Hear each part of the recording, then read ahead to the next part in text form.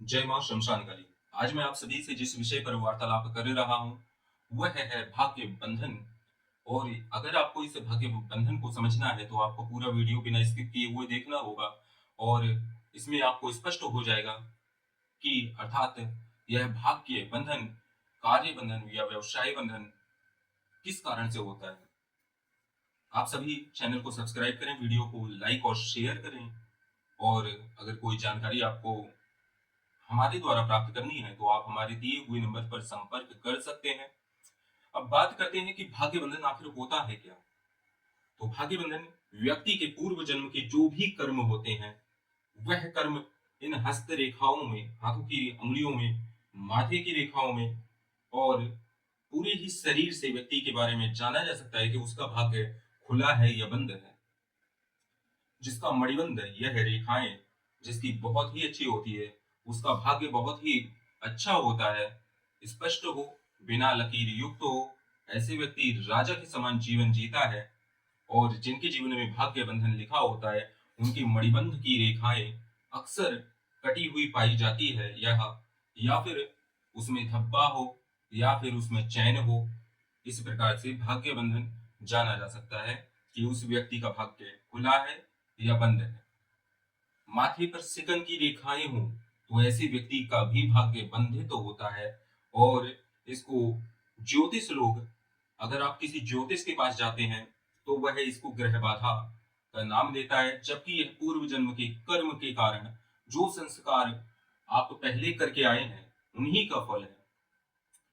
तो क्या है ये भाग्य बंधन, ये विषय समझने के लिए आपको पूरा वीडियो देखना चाहिए।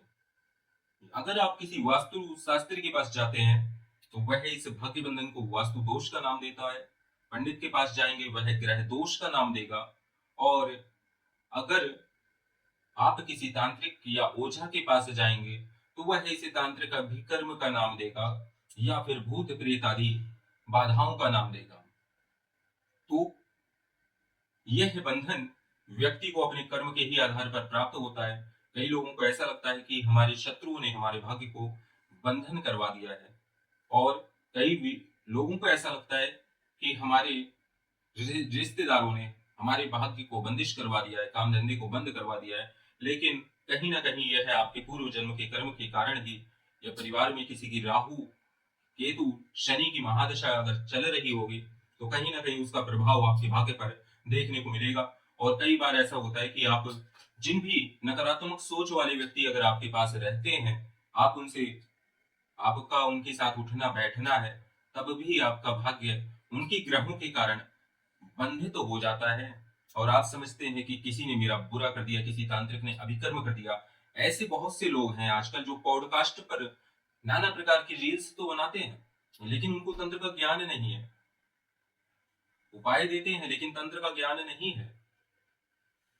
कलयुग में छोटे छोटे तांत्रिकों को भी लोग तांत्रिक समझते हैं, लेकिन ऐसा बिल्कुल नहीं है।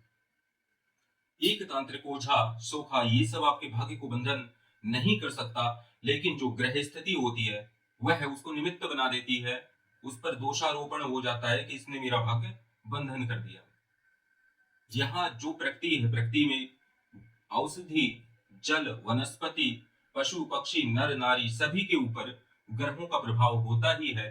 और यह व्यक्ति अपने पूर्व जन्म के जो संस्कार है, पूर्व जन्म के जो कर्म है, उन्हीं के कारण ग्रह स्थितियों को पाता है। किसी के जीवन में पाप ग्रहों की दशा पहले आ जाती है तो वह प्रारंभिक जीवन अपना कष्ट में जीता है। और उसका आगे का जीवन अच्छी शुभ दशा आ जाने के कारण, क्योंकि कर्म तो अच्छे भी उसने किए हैं, तो शुभ दशा आती है तो उसके भाग्य में सब कुछ उन्नति होने लगती है।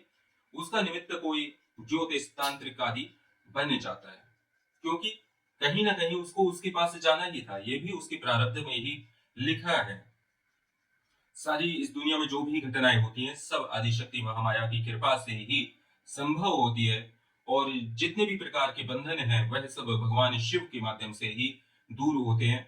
भगवान ऐसे व्यक्ति को, जिनको भाग्य बंधन या जीवन में काफी समस्याएं आ रही हैं, वह व्यक्ति भगवान शिव की शरण में या ऋषि वशिष्ठ की शरण में ही उसको जाना चाहिए। जिस वशिष्ठ ऋषि ने देवी कामाख्या को शापित कर दिया था, माता तारा की आराधना जब संपन्न नहीं हो पाई, नरकासुर ने जब वशिष्ठ ऋषि को माता के मंदिर में प्रवेश करने के लिए मना कर दिया था, तो उन्होंने शाप दिया था, यह जो कामाख्या पीठ है, यह है, यहाँ पर किसी भी प्रकार की मंत्र सिद्धि नहीं हो पाएगी और देवी यहाँ से पलायन कर जाएंगी, क्योंकि तूने अगर अधम पापी नरकासुर, तूने मेरे को यहाँ द्वार पर रोका कि मैं पूजा का अधिकारी नहीं हूं। इसी कारण से जिस व्यक्ति को घमंड हो जाता है उसके कारण कुछ चीजें अनर्थ भी हो जाती हैं। ये प्रकृति का नियम है। वाणी पर सदैव साधक को संयम रखना चाहिए और ऐसे व्यक्तियों से दूर रहना चाहिए जो नकारात्मक सोच के हैं, जो आपके बारे में बुरा सोचते हैं, बुरा कहते हैं और हंसी मजाक में ही आपको बुरी बातें सुना देते हैं। तो ऐसे व्यक्तियों से अगर आप दूर हो जाएंगे तो आपकी जो और मंडल है, नकारात्मक प्रभाव उनकी बातों का आप पर पड़ना बंद हो जाएगा। आप स्वयं इस भाग्य बंधन को खुलता हुआ पाएंगे कि जो भी दोष है आप किसी से हाथ मिलाना बंद कर दीजिए। अगर आप चाहते हैं कि आपका भाग्य पूरी तरीके से कार्य करे तो नमस्कार करें, कहीं भी जाएं तो नमस्कार करें। गुरु, देवता और माता पिता, बस इनके ही चरण छूने चाहिए। कुछ ऐसे भी लोग होते हैं कि आप मान सम्मान में उनका कुछ भी हाथ मिला लेते हैं, गले लग जाते हैं, लेकिन वो क्या है, उनके अंदर के जो भाव है नकारात्मक है। अगर उनके साथ में कोई अनिष्ट कारक ग्रह है तो उसका प्रभाव कहीं ना कहीं आपके ऊपर आता ही है। इसलिए अच्छे लोगों की संगति में, अच्छे संत महात्माओं की संगति में उनका आशीर्वाद हमेशा प्राप्त करते रहना चाहिए। ये भाग्य बंधनों को खोलने का सबसे अच्छा उपाय है। आप किसी भी मंदिर में नित्य प्रति दर्शन करें, अपनी भावनाओं को सकारात्मक करें, क्योंकि व्यक्ति जैसा सोचता है वैसा ही बन जाता है। भाग्य अगर आपका बंद है तो आप नित्य प्रति भगवान शिव को दूध से प्रतिदिन 41 दिन तक शिवलिंग का अभिषेक करें। इससे भी कर्म बंधन, पूर्व जन्म की जो संचित दुष्कर्म है वह दूर होकर सदकर्मों की फल आपको प्राप्त होने शुरू हो जाते हैं। ऋषि वशिष्ठ का प्रातः समय ध्यान करें। तो हमने बताया था कि आपको ऋषि वशिष्ठ के शाप के कारण ही कामाख्या शक्तिपीठ निस्तेज हो गया था, जिसके कारण माता पार्वती कैलाश को चली गई थी और पुनः नाना प्रकार की, जैसा कि उनका शाप था, तो 300 कलयुग जब 300 वर्ष बीत गया, फिर से माता कामाख्या उसे ऋषि वशिष्ठ के द्वारा ही उसे शाप से मुक्त हुई, जिसके कारण वह पुनः कामाख्या शक्तिपीठ में स्थापित हुई और फिर से वही तेज, वही पराक्रम और वही ऊर्जाएं कामाख्या में प्रवेश कर गई। देवी के आने से वहां पर चारों तरफ फिर से वही अच्छा मनोरम वातावरण बन गया।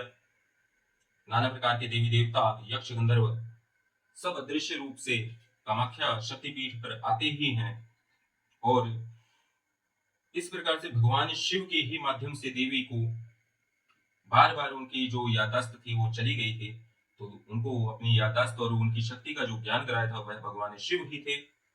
और आज हमने आपको भाग्य बंधन के विषय में जो कुछ भी बताया है वह सब बातें अगर आप फॉलो करते हैं तो आप देखेंगे आपके जीवन में सब कुछ अच्छा होना प्रारंभ हो जाता है। क्योंकि जितना ज्यादा आप नकारात्मक लोगों से दूर रहेंगे, नकारात्मक सोच वाले लोगों से दूर रहेंगे, उतना ही ज्यादा आपका भाग्य प्रबल होगा। उन लोगों को साथ आप हमेशा करें जो आपको प्रोत्साहन देते हैं, आपका मदद करने के लिए हमेशा वह तैयार रहते हैं। तो इसलिए अपने जीवन में सकारात्मक विचार सदैव बनाए रखें। जलन, ईर्ष्या, क्रोध और मद, यह सभी अवगुणों से आप दूर रहें तो आपके भाग्य में अवश्य उन्नति होगी। यही प्रकृति का भी नियम है और यही तंत्रोक्त नियम भी कहलाता है। आज के लिए ये जानकारी के साथ हम अपनी वाणी को विराम देते हैं। कल हम फिर आपको किसी विषय में बताएंगे और ऐसे ही विषयों में जानने के लिए आप सभी चैनल को सब्सक्राइब करें और वीडियो को लाइक और शेयर जरूर करें, क्योंकि जैसे जैसे आप वीडियो को शेयर करेंगे, अपने जितने भी ग्रुप हैं, व्हाट्सएप ग्रुप, फेसबुक, आप इस वीडियो को जरूर शेयर करें। अधिक से अधिक लोगों तक वीडियो पहुंचेगा तो सभी का जन कल्याण होगा और कल्याण करने से ही आपका कल्याण होगा। क्योंकि जो व्यक्ति किसी के बारे में अच्छा सोचता है, सभी के बारे में अच्छा सोचता है, भगवान उसका कल्याण अवश्य करते हैं। तो सभी लोग सकारात्मक सोच के साथ हमारे चैनल पर बने रहें और बेल आइकन का बटन आप सभी जरूर दबाएं, जिससे नोटिफिकेशन हमारे अगले वीडियो की आपके पास तुरंत पहुंचे और आपको साधनाओं, अच्छे विषयों का ज्ञान प्राप्त हो।